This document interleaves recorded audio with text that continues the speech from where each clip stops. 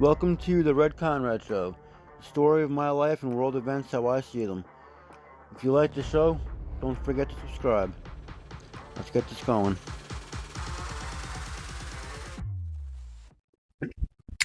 So how you doing, everybody? It's been a minute since I uploaded anything, or recorded anything really. The last episode I didn't upload right after. I don't think I uploaded it after I recorded it. I think I only recorded it. I gotta check that. So there's a good chance I'm going to be uploading 2 episodes if I didn't upload the last one, like I don't believe I did. There'll be 2 episodes coming back to back, that one and this one. Anyways, I've been a little down the past couple of days. This fucking new law that they just passed in Florida is really starting to affect everybody. Um, there was a spot where me and some other van lifers, um, were all parked up at, and we were finally told we gotta go. That one guy, I don't know where he's gonna go, but he's been in that spot for fucking years, man. Um, None of us, we all come up after ourselves. We don't cause problems to nobody. But we were all given a notice that, as of tomorrow night, we got to be gone. Even though only the one guy I'm aware of stays there 24/7, 365. The rest of us, we show up late at night, leave early in the morning. I don't know what the hell they do. I know the one person that's there um, works 2 jobs, so they're gone working. I'm out trying to find work, trying to do what I can for fucking goddamn money. And now I gotta find someplace else. I got someplace else I can fucking park up. It's fucking bullshit. But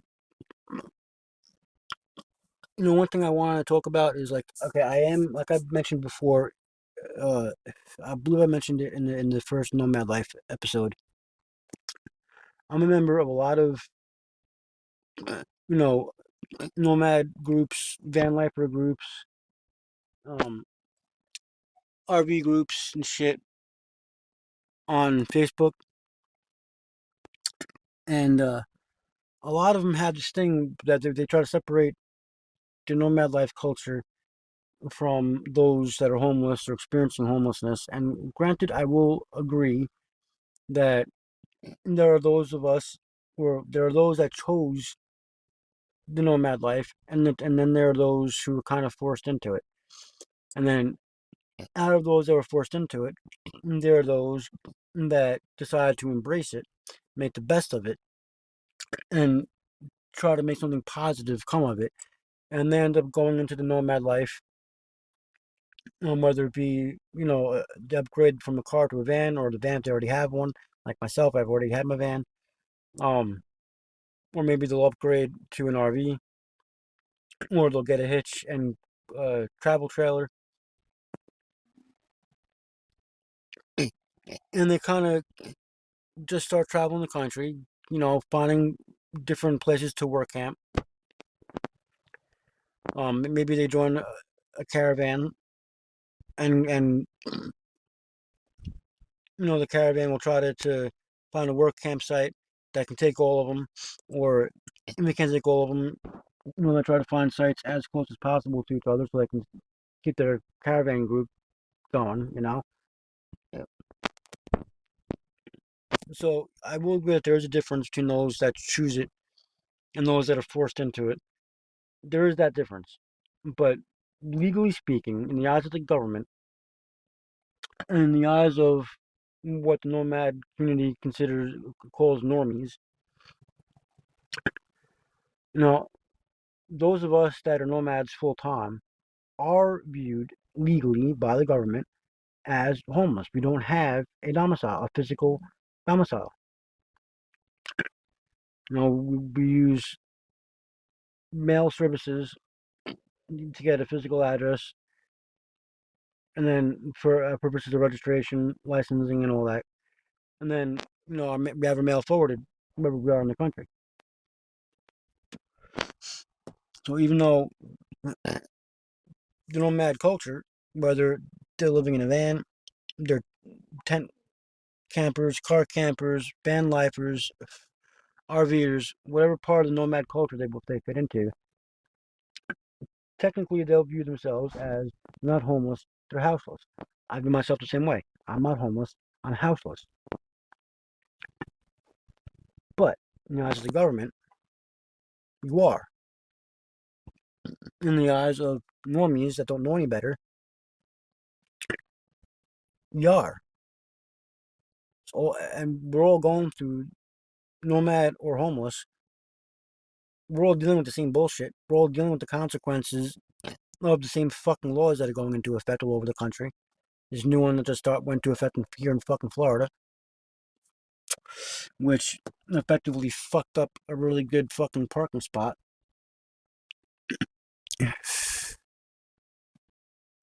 So, all these stupid fucking laws are a nuisance to nomads and the homeless alike. It's making it damn near impossible to be such. And it's essentially the government telling you, it don't matter if you're homeless or nomad, because now that the government you're homeless, they're telling you it's fucking illegal to be homeless. It's illegal to not have a physical domicile, a physical home base. If they can't fucking track you, it's illegal. You're breaking the fucking law. And I'm sorry if you're a nomad listening to this podcast right now, because I am new to the fucking lifestyle. As I mentioned to everybody in these groups on Facebook, I am new to it. But I feel what I'm saying stands true. It could just be the shell shock of it all, because I was kind of, I'm part of that population that was kind of thrust into it. And rather than, you know, let my depression take a hold of me, and my stress take a hold of me, I'm trying to look at it in a positive light. I'm trying to make the best of the best situation, and I'm trying to embrace what I'm dealing with and turn it into something that's positive, even though it's going to take me some time, because I got to, get this whole money making thing figured out. I got other things I got to get taken care of. So it's going to take me a little while to, fully get on track with where I want to be as far as this life goes. But I'm trying to embrace it. I have plans, that even if I do end up buying property and getting it cleared out, having something built on it, this, that, the other, even if I do that, that might just be so it's easier for me to register my vehicle, renew my license, have some place I can have packages sent. And when I do need a break from being a nomad, I'll have some place to go back to. But I'm also considering on buying property somewhere else where I was originally considering, and just having it cleared, maybe having a small building put on it, and um, using that for nomads and for the homeless. To have some place to go, park up safely at night, have a place that they can shower. I can try the idea of a community fridge and stock it when I'm there, and then let other nomads and homeless know where it is. With the idea, you're gonna go there, shower, eat, whatever, but you know, restock whatever you eat.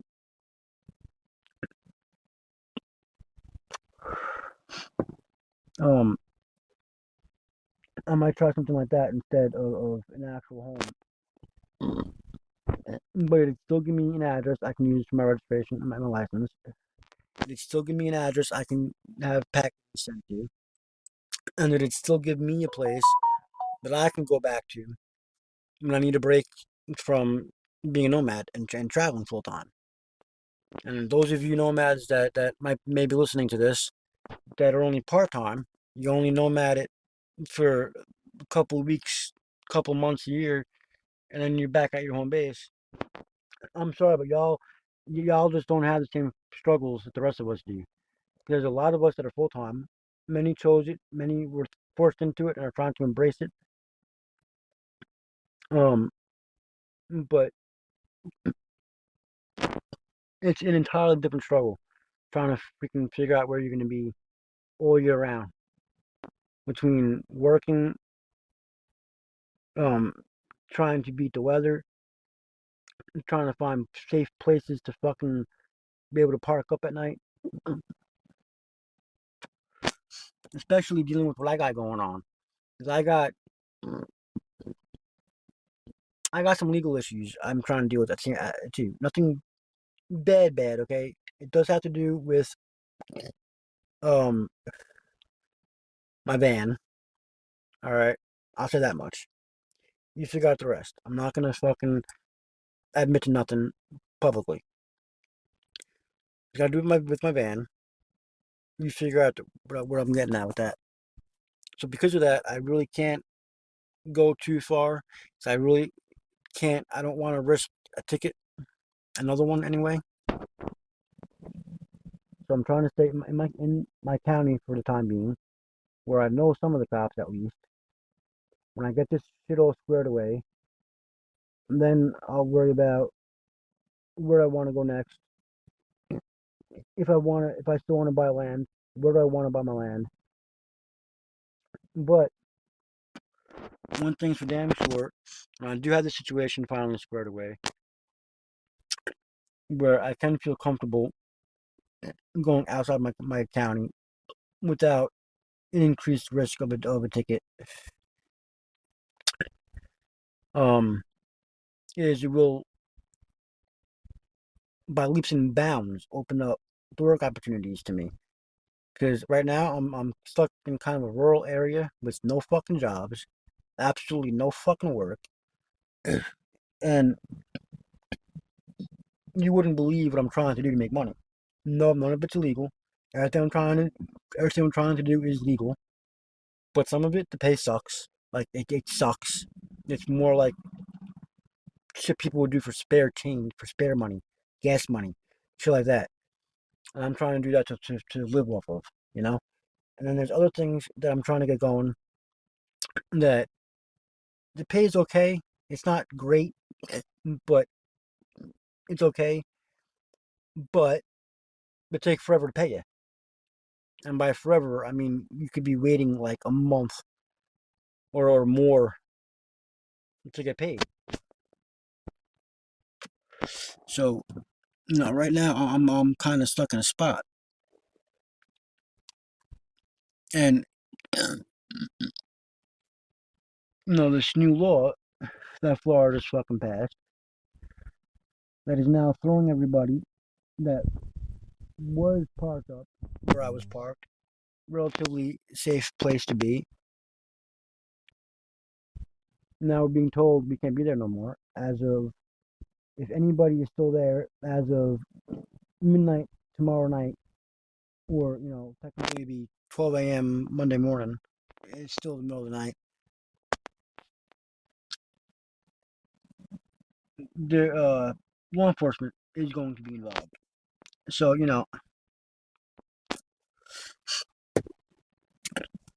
everybody's kind of scrambling right now to figure out where they're going to be parking. One guy I was parked up with, we were talking a few days. He come up from St. Pete, and he's on his way out to Texas. He's going to be in the Panhandle for a little while, and then he's gonna when he leaves the Panhandle, he's just booking a trip out to Texas. And he told me that I should go there. Because out there it's like the Wild Wild West. Nobody really fucking gives a shit what to do. Problem is, I didn't take his fucking phone number. Neither one of us really to exchange numbers, so I can't check on him. I can't. If I decide to go that way, whenever the fuck I can't call him to let him know I'm heading out that way to ask him where he's at so we can meet up. So if I do ever go out that way, it'll be kind of hard to figure out where the fucking Texas you would have gone to. but I'm sure I bump into him again at some point. But there are other people I've been talking to online. Some here in Florida, some in other states. We may end up crossing paths at some point.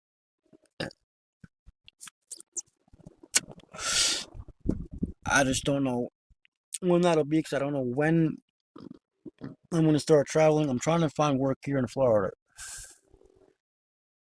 So far, it's not looking too good. It hasn't been working out. Once I get my legal shit taken care of and I can start looking in other areas, I might get lucky. But once this legal shit's taken care of, I can go back to doing what I used to do, which it wasn't the greatest of money, but it was okay money. It was enough that I'd be able to fucking take care of shit and live off of that until I land something better.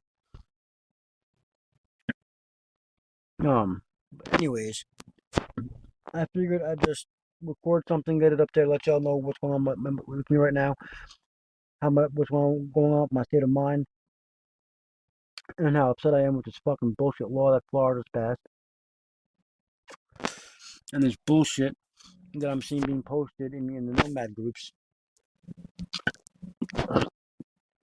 Because granted, the Nomads at large might view themselves as a completely separate culture, separate society, whatever, than homeless people. Legally speaking, we are homeless. Now, as the government, we're one and the same. And number two, whether we chose this lifestyle or we were forced into this lifestyle, doesn't change the fact that all of us, nomad and homeless alike, are dealing with the same shit, dealing with the same fucking problems, and are facing the same fucking consequences if we get caught where we're not supposed to be. And there's a lot of people I've been noticing on Reddit, YouTube, etc., even on Quora, that have been questioning, well, everybody's on YouTube glamorizing the van life or glamorizing, living a nomadic lifestyle, whether it be in your van, car, tent camping, whatever. And they're asking if it's really that glamorous, really that simple, really that easy. And it's not. I mean, granted, I was thrust into it with nothing. Um, my business essentially, came to a standstill because of my legal situation with my van. I did lose some of my better paying contracts. So now I'm relying on, dirt paying fucking gigs to try to fucking make money to survive until my legal shit's taken care of. And then once that's taken care of, I got other shit I gotta take care of before I can finally do what I gotta do as far as figuring out where I want to go, what kind of work I want to be doing. Do I want to stay local? Do I want to go somewhere else? I need this other shit taken care of first before I can even begin to consider all that other shit.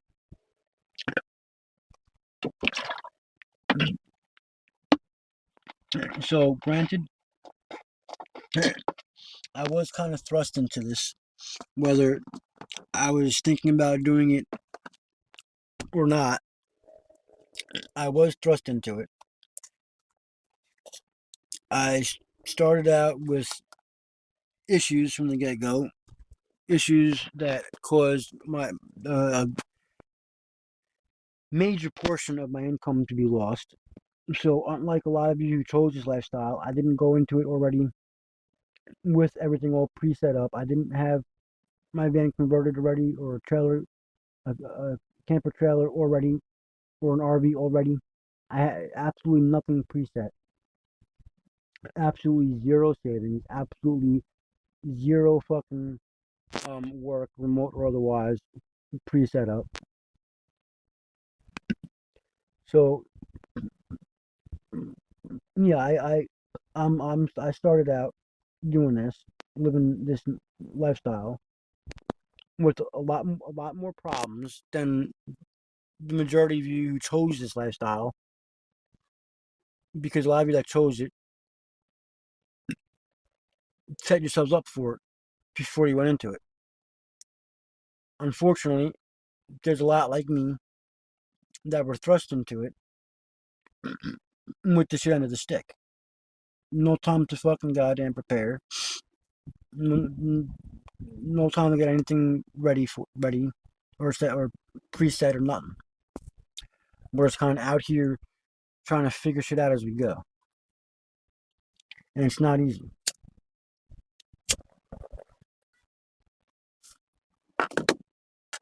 But it's because of the shit that I've been dealing with the past couple of weeks, and we'll be dealing with for a while, that I got to work through. That a lot of you others that chose this lifestyle didn't have to work through. That I'm putting a plan together for my future, where at some point I want to be able, when I'm financially stable again, I want to be able to help others out, give them the resources that I don't have, that I didn't have, and help them find resources that I've been trying to hunt down,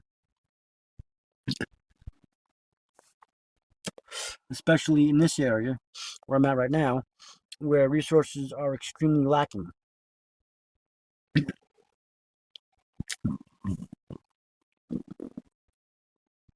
And even if I don't stay in this local area, when I finally have everything taken care of, even if I decide to try to line up work somewhere else and go somewhere else, I might still buy land here because I do like the area.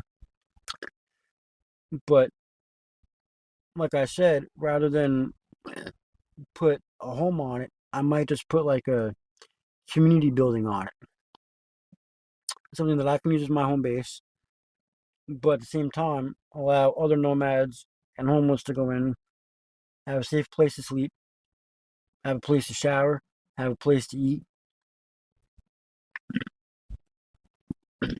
Obviously, there'll have to be some rules in place. I trust nomads won't destroy it.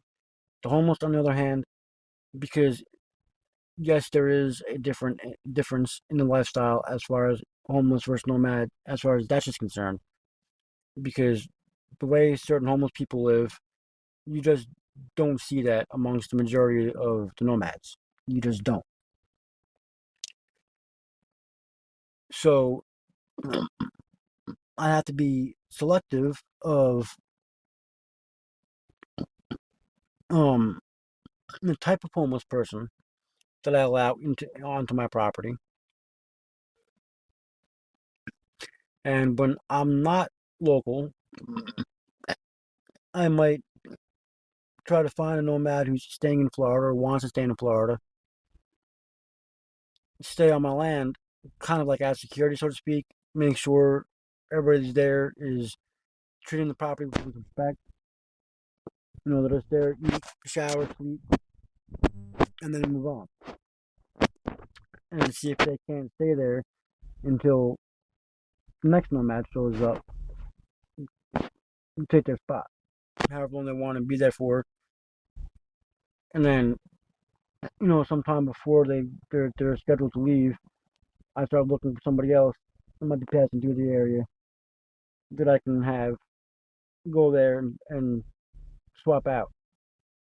You know what I mean? And then when I get tired of, being wherever the hell I'm being, I want to come back to home base for a while, then I'll do it. I'll bust my own property for a little while, and then I'm ready to go back on the road again and find another nomad that is looking to stay in this area of Florida for a little while. And then, like I said, when they want to leave, a little bit of time before they're scheduled to go, try to find somebody else that can take their spot. Just make sure everybody that's going to the property is treating respectfully, They're sleeping, showering, doing what they got to do, but they're being respectful of the property. They're not destroying anything. They're not becoming a nuisance to whatever neighborhood I buy the property in.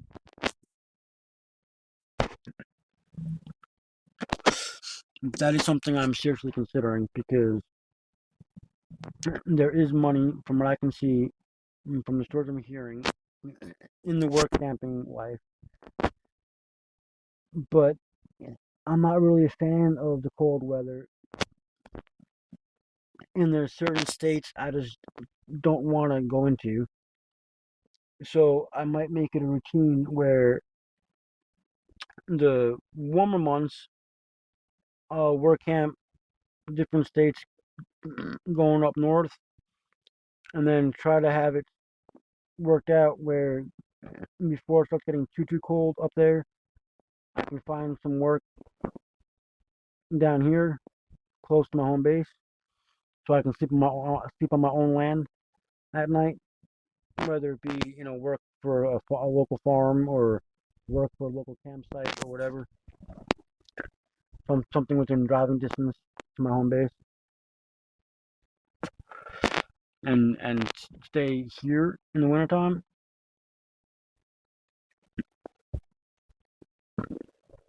I don't know. I got a lot of different things going through my head right now.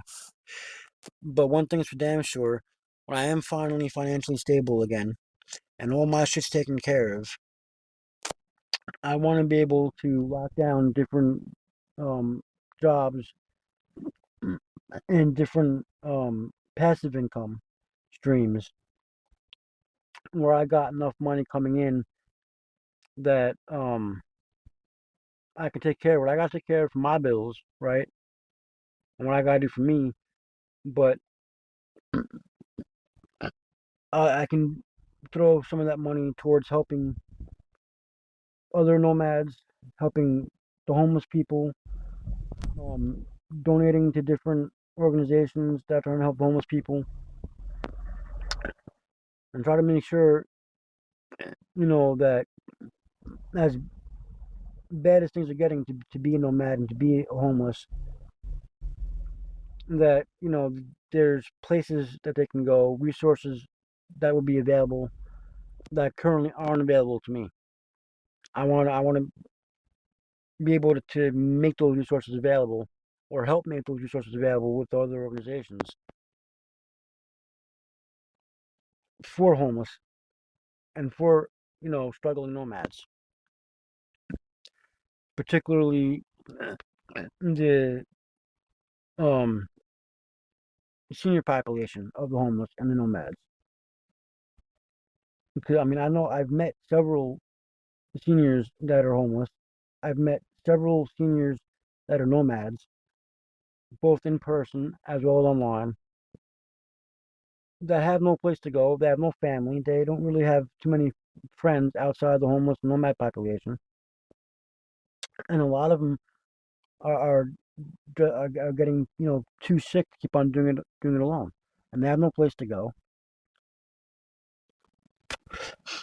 So if I can set up something where you know I can help an organization help cover the medical expenses, or um help an organization get something set up like a um senior living area strictly for the homeless and strictly for the nomads, so they have some place they can call home, so they don't got to worry about, well, what the fuck happens if I fucking get real sick or possibly die out on the road somewhere. How long is my body gonna be lying there before somebody finds me? They won't have to worry about that because they'll have the ability to go to a community of other people, their age, so they can make friends, their own age, but also of volunteers that will be there checking on them, um, helping them get back and forth to their doctor's appointments. This is shit that the homeless community sure as shit needs, but this is shit that the nomad community needs also. I mean, those of you that know, so those of you nomads that only do this part time, you got a home base to go back to. You guys are the lucky ones. You guys, when you get too old to keep on going or too sick, regardless of age, you get too sick to keep on dealing with it, you got a home base you can retire to. But there's a lot of nomads, and and especially homeless people, but nomads that don't have a home base, can't afford a home base, whether they are working but rent's fucking sky high, or those that are retired and their damn social security check just isn't high enough to fucking afford rent and still afford food, still afford their vehicles, still afford their phone. And so they're stuck full time nomad. They need to be able to have a place that they can go. So when I am financially stable between work and other passive income streams, this is something that I want to do. Whether I myself stay a nomad or I make the best of it while I have no choice.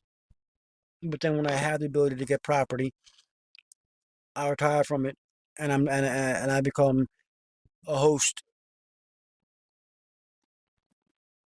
Either way I go with this, that's something that I want to do down the road. That is something that I'm planning and something that I'm giving myself to look forward to. Helping people that need it the most. Because all these fucking laws coming into play and the lack of resources, I honestly don't know how the fuck people are doing it. And with all these new laws coming into play, I don't know how people are going to keep on doing it.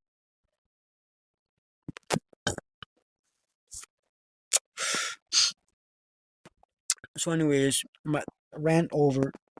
I just wanted to say my piece about this bullshit that I'm seeing from other nomads.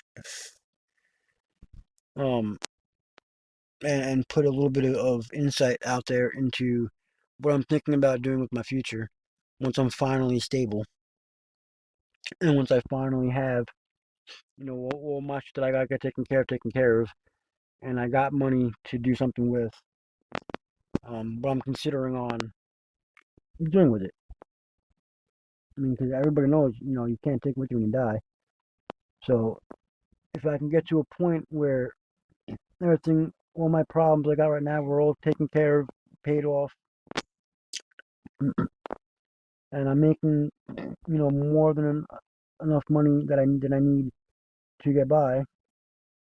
Why not use the excess money to help provide resources that are so greatly lacking for those that need it the most? Well, if you stayed listening this long, I appreciate it. Thank you for listening. Don't forget to subscribe, and I will see you in the next episode. If you enjoy the show, please subscribe for subscriber-only content. You can find links to subscribe at show.redconrad.com. Subscriptions are available directly through Spotify, as well as through a Memberful account, where you can access subscriber-only content on any podcast listening platform. Whatever platform you prefer to listen to podcasts on, you will be able to listen to my subscriber-only content on that platform via a feed specifically for you through your Memberful account. Again, the links to the subscriptions can be found at show.redconrad.com.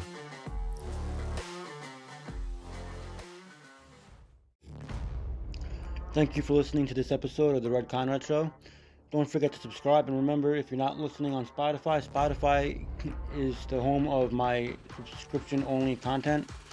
So any stories you want to hear that have part one or they're missing pieces on the free side, you gotta hop over to Spotify and subscribe to the subscription content to get the missing pieces of those particular stories. I will see you in the next episode.